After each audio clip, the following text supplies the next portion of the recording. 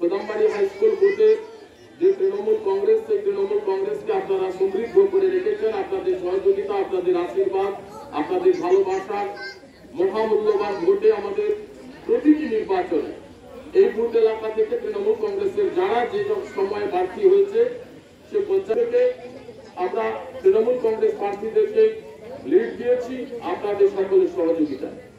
আজকের এক বিশেষ সন্ধিক্ষণে আমাদের এই নির্বাচনী সভা চলছে। আমরা দেখেছি অনেককে বিভিন্ন কাজের জন্য অনেকে উপস্থিত হতে পারেননি।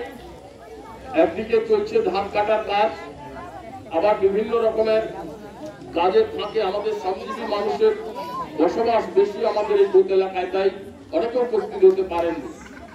আপনারা যারা উপস্থিত হয়েছেন প্রত্যেককে আবারও আমার অন্তঃস্থল থেকে প্রণাম, প্রীতি, শুভেচ্ছা, ভালোবাসা, অভিনন্দন জানাই।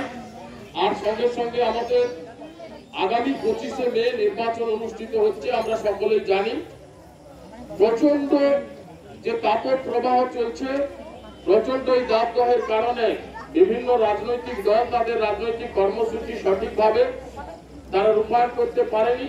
ছোট ছোট করে মিটিং লাগাতার চলছে বিভিন্ন বুথ এলাকায়, এইভাবে ছোট ছোট করে, বিশেষ করে সন্ধ্যের দিকে আমরা এই সভাগুলি রাখি।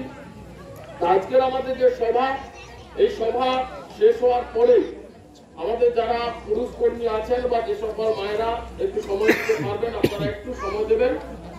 আমাদের প্রতি বছরের মতো এবছরও আমাদের যে নির্বাচন অনুষ্ঠিত হবে সেই নির্বাচন পরিচালনা, আর আজকে সেই কার্যালয়ের উদ্বোধন, নির্বাচনী কার্যালয়ের উদ্বোধন হবে আমাদের এই মিটিং এর ঠিক পরে। আমাদের যে সকল কর্মীর সমর্থকরা উপস্থিত হয়েছেন আপনাদের কাছে সবিনয়ে কয়েকটি কথা বলতে চাই। কোদামবাড়ি হাই স্কুল বুথ, এই হাই স্কুল বুথের যে গরিমা একেবারে আমাদের 1984 সালে আমাদের এই বুথে পরম সম্মানীয় নিখিল রঞ্জন পাত্র এবং সেই থেকে ধারাবাহিকভাবে পরবর্তী সময়ে আমাদের এই বুথ এলাকার সম্মানীয় স্বর্গীয় রজনীকান্ত সাউ তিনি বারবারই নির্বাচিত হয়েছেন আমাদের বুথ এলাকার মানুষজনের ভোটাধিকার পেয়ে। আর 98 সাল থেকে তৃণমূল কংগ্রেস গঠন হওয়ার পর থেকে আপনারা সবসময় আমাদের সঙ্গে আছেন।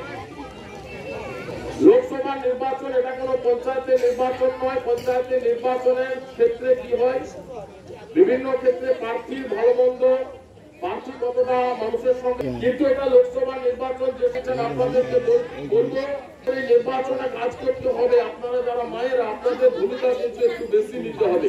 ভারতবর্ষের গণতন্ত্রে প্রতি সবসময় শুনে আসি যে ভারতবর্ষে নারী পুরুষের সমান অধিকার, কিন্তু এই অধিকার কোনদিনও কোন রাজনৈতিক দল ক্ষমতায় আসার পরে সেই অধিকার প্রতিষ্ঠিত করেনি, একমাত্র তৃণমূল কংগ্রেস ছাড়া।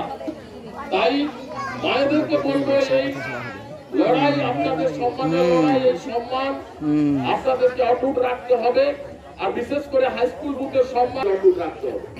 কিছু ভোটার আছেন আমাদের বুথ এলাকায় তারা ডুবে ডুবে জল খায়, এরকম কিছু ভোটার আছেন তারা থাকবেন, চিরকাল থাকবেন। কিন্তু আমরা সকলকে চিনি, আমরা এতদিন দল করার সুবাদে কারা আমাদের সমর্থন করেন কারা করেন না নিশ্চিতভাবে আমরা তা প্রত্যক্ষ করতে পারি। একটা কথা শুধু মাথায় রাখতে হবে, যারা আমাদের বিপক্ষে রাজনৈতিক দল তারা এসে আমাদের এই বুথ এলাকার যে আমাদের সংগঠন তৃণমূল কংগ্রেসের আমাদের যে ঐক্যবদ্ধ যে সংগঠন, সেই সংগঠন যদি দেয়। যে সকল মায়েরা আছেন আপনারা হয়তো অনেকে জানেন বা অনেকে জানা নেই, সাম্প্রতিক 2-3 মাস আগে থেকে আমাদের বুথ এলাকায় আমাদের প্রচুর মায়েরা ফর্ম নিয়ে ছোটাছুটি করছেন। এখানে যারা বিজেপি নেতৃত্ব দেন তারা ফর্ম নিয়ে ফিল আপ করছেন, বিরাট একটা প্রোপাগান্ডা। বহু মায়েরা যারা আমাদের দল করেন, দলকে সমর্থন করেন, তারাও ছুটছেন পিছনে। তো আমি হঠাৎ করে সেই সকল বিষয়টি খোঁজ নিতে গিয়ে জানলাম কি, আপনারা অনেকে জানেন, আমার বক্তব্যটা একটু মন দিয়ে শুনবেন। আমি একটি প্রকল্প কেন্দ্রীয় সরকার ঘোষণা করেছি। সেই পিএম বিশ্বকর্মার উদ্দেশ্য কি না, শিল্পী যারা হাতের কাজ করে, ঠাকুর করে, কাঠের কাজ করে, রাজমিস্ত্রি ইত্যাদি ইত্যাদি যারা কুটির শিল্পের সঙ্গে যুক্ত, সেই সকল শিল্পীদেরকে স্বল্প সুদে একটা ঋণের ব্যবস্থা কেন্দ্রীয় সরকার করবে।